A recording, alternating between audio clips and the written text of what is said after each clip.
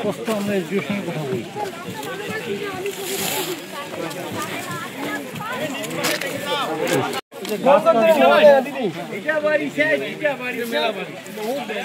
হ্যাঁ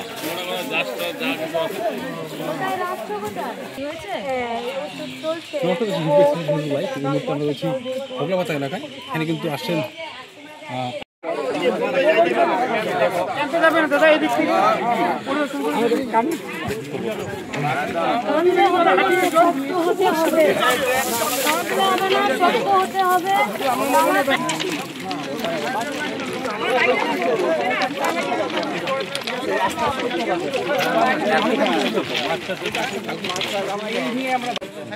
চলো একবারে পড়ে যাবে বন্যার মতো।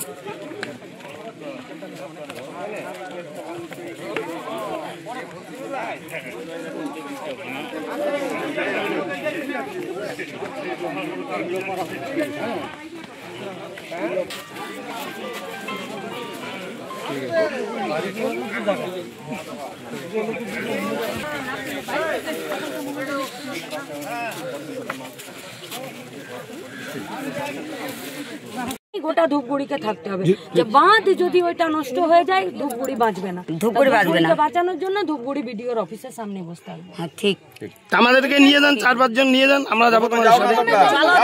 যাই দেখি কি বলে, সময় দেন, সেই সময় চলে গেলে তখন সবাই মিলে ধরবো। মিসিং তালিকা তো তৈরি করেছিল আপনারা আলাদা তৈরি আমরা একটা ফর্ম দিয়ে যাবো একটু পরে, সেই ফর্মে সব লেখা আছে হাঁস মুরগি, ঠিক আছে, ছাগল। ওই ভাই ফর্মটা ফিল আপ করো, ফিল আপ করে কোথায় দিব তোমার? আমাদের কাছে জমা দিলে অঞ্চলে জমা দিলে হবে। আপনাদের কাছেই সব থাকবে। খুব দুর্গতিতে আছি, আমাদের এই যে বন্যা এলাকায় কেউ আমার নাই, বাচ্চা কাচ্চা নিয়ে আমরা কীভাবে থাকবো, এটাই আমার এসে দাবি, যাতে রাস্তাটা আমার তাড়াতাড়ি হয়, বাঁধটা তাড়াতাড়ি বাঁধা হয়। বাচ্চা কাচ্চা নিয়ে আমরা ওই যে লাইনের ধারে আসি, মশা টশা অনেক অত্যাচার, যে গুন্ডা আসতেছে এদিকে, তাও আমরা আসি। বাড়ি কি নেই? বাড়ি একদমই ঘর আমাদের নেই, এখন সব শেষ, জমি জায়গা যা আছে সব শেষ। আমরা কৃষক মানুষ, বাচ্চা কাচ্চা পড়াশোনা করতেছে, এখন বাচ্চা কাচ্চাকে কীভাবে পড়াশোনা করাবো? বিডিও ডিএম কেউ আসছিল এখানে? ভিডিও একদিনে আসছিলো, জয়েন্ট ভিডিও একদিন আসছিলো, আসার পরে মনে যে এখনো কোনো আর খোঁজ নেই। ওই যে আসছে দেখে গেছে ওই অবধি। এই যে এত মন্ত্রী চারদিকে ঘুরছে, কোনো মন্ত্রী আপনাদের দেখতে এই জায়গায় এসেছিল? না, মন্ত্রী কি আসলে কালকে ওই এক মন্ত্রী আসছিল, তো আসে দেখে চলে গেছে। মানে এই পর্যন্ত তো আসেনি কেউ? না, ফিল্ডে একদম পুরো ফিল্ডে দেখেনি, খালি ওই লাইনের ধারে ওখানে একটু দাঁড়াই চলে গেছে। আমরা একটা কথা বলবো, সেটাও আমরা চাষ পাইলাম না। আস্তে আস্তে আসবে বলে সে 1টার দিকে ওই সে আস্তে আস্তে একদম সন্ধ্যা হয়ে গেল, কিছু আর কথা বলার না। আসে একটু দেখি, দেখতে পেলেন কি অভিযোগ জানালো না? মানুষ খুব অসহায়। জয়েন্ট ভিডিও একবার এসেছিলেন, ভিডিও আসেননি। বাচ্চারা সব অসুস্থ হয়ে পড়ছে, জিনিসপত্র সহ নিজেদের বাড়ি ঘর জমি বিশাল ক্ষয়ক্ষতি হয়েছে। এখনো পর্যন্ত সরকারিভাবে কবে তাদের বাড়ি তৈরি হবে, কবে কি নিরাপদ হবে, কবে এইখানটা পুনর্বাসনের ফিরে বসবাস করার মতো হবে, এখনও কোনো প্ল্যানিং নেই। এখন ত্রাণের ব্যবস্থা করছে, কিন্তু এখন থেকেই সরকারকে পরিকল্পনা করতে হবে, নইলে এদের বাড়ি ঘর দোর, এমনিতেই তো গরিব লোক, খাটে তবে খায়। দেখতে পেলেন যে বিপজ্জনকভাবে রেল লাইনের মাঝে রয়েছে তাঁবু খাটিয়ে, তো সরকার থেকে তখন তাহলে আমি দেখতে পাচ্ছি, আপনি দেখতে পাচ্ছেন, সরকার দেখতে পাচ্ছে না? বাঁধের জন্য কি জানালো ওনারা? ওরা তো যা জানালেন আপনারা তো শুনলেন, আমাদেরকে এইটা শুনতে হবে যে ভিডিও কি বলছেন।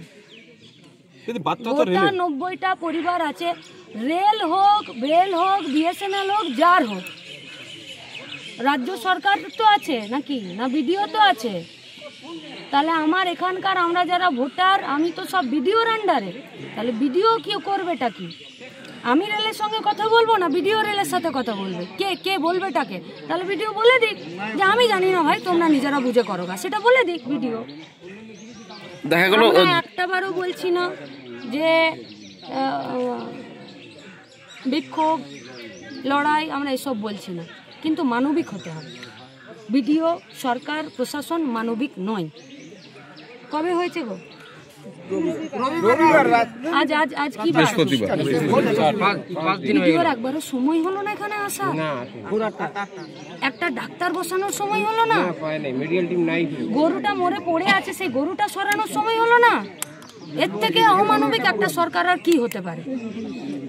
দিদি এখানকার মানুষ বলছে এখানে মানে শুধু সরকারিভাবে শুধু প্লাস্টিকটাই দেওয়া হয়েছে, তাছাড়া যারা খাচ্ছে সব বিভিন্ন সংস্থা থেকে দিচ্ছে, সরকারিভাবে কোনো খাবার পাচ্ছে না। তাহলে মানুষের কথা ঠিক, তাহলে আমরা এতক্ষণ ধরে যা বললাম সেটা মানুষ সার্টিফাই করলো।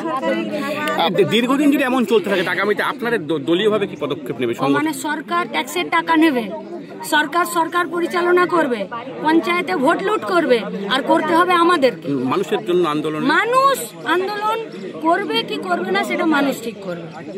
নিজের বাড়ি, নিজের জমি, নিজের ঘর ভাই কেউ বিনা লড়াইয়ে ছেড়ে দেবে না। তবে ওরা লড়াইয়ে থাকবে, ওরা মানে এই লড়াইটা ওদের নয়, এই লড়াইটা ওদের মানে আমাদের। আমরাও